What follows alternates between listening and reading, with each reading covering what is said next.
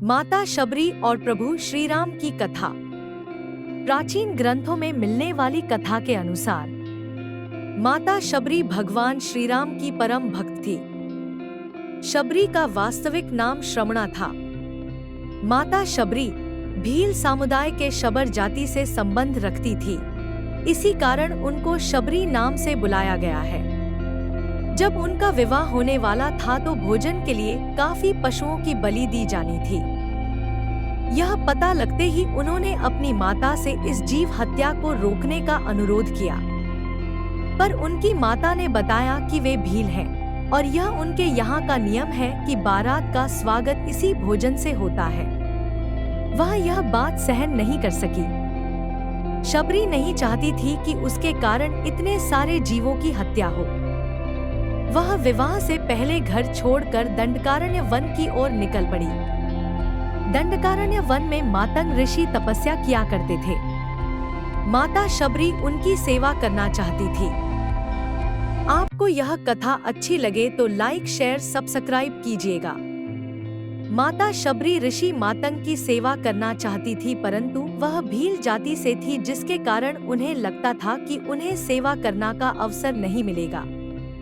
लेकिन इसके बाद भी वे चुपचाप प्रातः जल्दी उठकर आश्रम से नदी तक का रास्ते से सारे कंकड़ और कांटों को चुनकर पूरे रास्ते को भलीभांति साफ कर दिया करती थी और रास्ते में फूलों को बिछा देती थी। एक दिन जब शबरी यह सब कार्य कर रही थी तो मातंग ऋषि ने उन्हें देख लिया। वे शबरी की सेवा भावना से अत्यंत प्रसन्न हुए। उन्होंने माता शबरी को अपने आश्रम में शरण दे दी। माता शबरी वहीं आश्रम में रहने लगी। एक दिन जब ऋषि मातंग को लगा कि उनका अंत समय निकट है तो उन्होंने शबरी से कहा कि वे अपने आश्रम में ही भगवान श्री राम जी की प्रतीक्षा करें। वे एक दिन अवश्य ही उनसे मिलने आएंगे।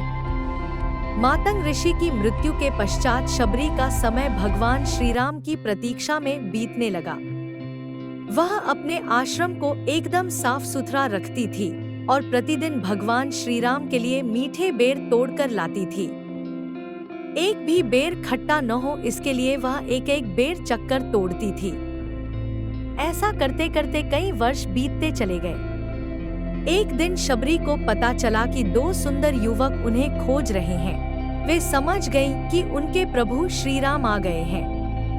अब तक उनका शरीर बहुत वृद्ध हो गया था, परंतु अपने प्रभु श्री राम के आने की खबर सुनते ही उसमें बहुत ज्यादा जोश आ गया और वो दौड़ती हुई अपने प्रभु श्री राम के पास पहुंची और उन्हें आश्रम लेकर आई और उनके पांव को धोकर बैठाया। इसके बाद उन्होंने अपने तोड़े हुए मीठे बेर प्रभु श्री राम को दिए। भगवान श्री राम ने बड़े प्रेम से वे बेर खाए और अपनी भक्त शबरी की भक्ति को पूर्ण किया।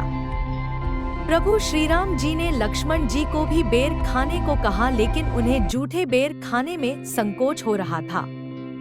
फिर भी अपने भ्राता श्री राम जी का मन रखने के लिए उन्होंने बेर उठा तो लिए, लेकिन खाए नहीं।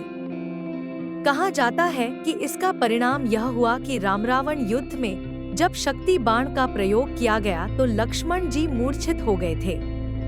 हे प्रभु श्री राम, जिस तरह से आपने माता शबरी पर अपनी कृपा बरसाई, ऐसे ही हम सबके ऊपर अपनी कृपा दृष्टि बनाए रखना। जय श्री राम।